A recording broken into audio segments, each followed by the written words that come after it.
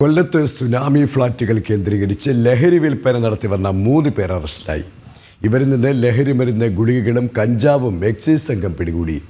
Arrest ചെയ്ത പ്രതികളെ കോടതിയിൽ ഹാജരാക്കി റിമാൻഡ് ചെയ്തു.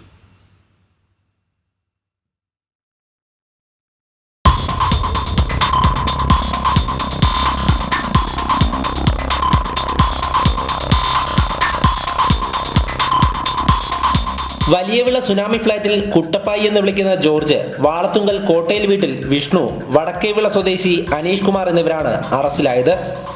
മയ്യനാട് നിന്നുമാണ് എക്സൈസ് സംഘം പ്രതികളെ പിടികൂടിയത്. പ്രതികളിൽ നിന്ന് 30 ഗ്രാം കഞ്ചാവും 20 ലഹരി മരുന്ന് ഗുളികകളും കണ്ടെടുത്തു.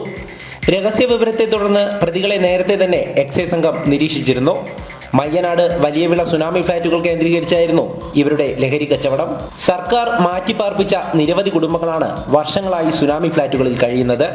ഇവിടെയുള്ള യുവാക്കളെയും കുട്ടികളെയുമാണ് പ്രതികൾ ലക്ഷ്യം വെച്ചിരുന്നത്. കാലങ്ങളായി ഈ മേഖലയിൽ ലഹരി കച്ചവടം നടത്തി വന്നിരുന്നവരാണ് പ്രതികൾ.